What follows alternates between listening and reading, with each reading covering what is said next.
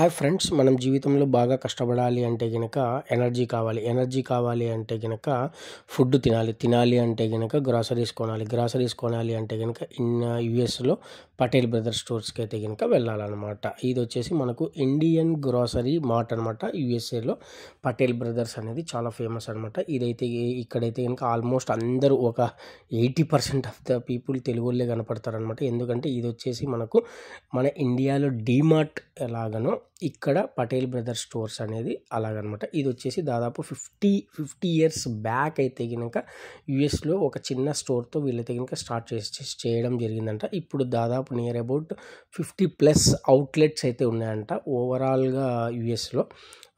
ఇక్కడ వచ్చేసి మనకి ఇవన్నీ ఐటమ్స్ అండి. ఇక్కడ ఈ ఐటమ్స్ అన్నీ కూడా దొరుకుతాయి అనమాట. మనకు పాలు, పెరుగు, గ్రాసరీస్ A to Z మన ఇండియన్ ఫ్యామిలీస్కి ఏవేవైతే కావాలో అవన్నీ కూడా దొరుకుతాయి. ఇక్కడ కాస్ట్లు కూడా చూపిస్తున్నాను చూడండి.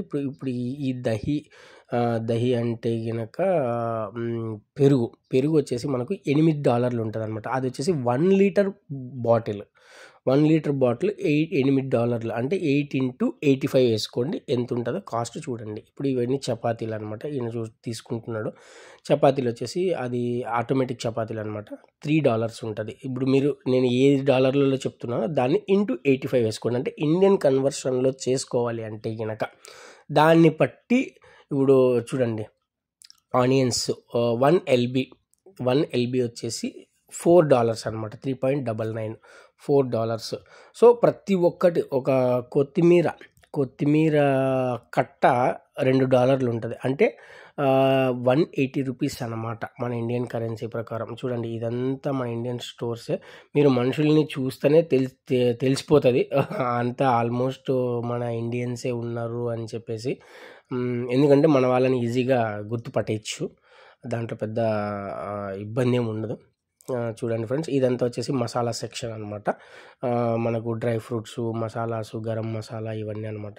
చూడండి, మా కొలీగ్స్ వాళ్ళు రేట్ చూసి ఏదైతే తక్కువ రేట్ ఉంటుందో అవి తీసుకుంటున్నారనమాట. పాపము అట్లనే తీసుకుంటాం మేము, దాంట్లో తప్పేం లేదు. ఎందుకంటే మనము జీవనం సాగించాలి కదా ఇక్కడ. ఇదన్నమాట. చూడండి ఫ్రెండ్స్, ఇదంతా మనకు సెక్షన్. ఇది కంప్లీట్గా మసాలాసు ఎంత రేట్ ఉన్నాయో చూడండి. ఇప్పుడు పికిల్స్ వచ్చేసి అన్ని ప్రియా పికిల్స్, మన MTR అన్నీ దొరుకుతాయి అనమాట. ఇక్కడ వచ్చేసి ఒక్కొక్కటి $5 అట్లా ఉంటుంది. ఒక 1/2 kg డబ్బా అనమాట అది. సో ఇది మన పటేల్ బ్రదర్స్. మీరు ఏదైతే చూపించానో అవన్నీ కూడా రేట్లు ఇండియన్ రూపీస్లో కన్వర్ట్ చేసేసుకొని మీరు ఆలోచించండి. అంటే యుఎస్లో మనం బ్రతకాలి అంటే కనుక ఎంత డబ్బులు రావాలి, ఎన్ని డాలర్లలో డబ్బులు రావాలి. మనకు 50,000 ₹1,00,000 ఇక్కడ సున్నా, అసలు ఏం ఒక్కసారి కూడా సరిపో.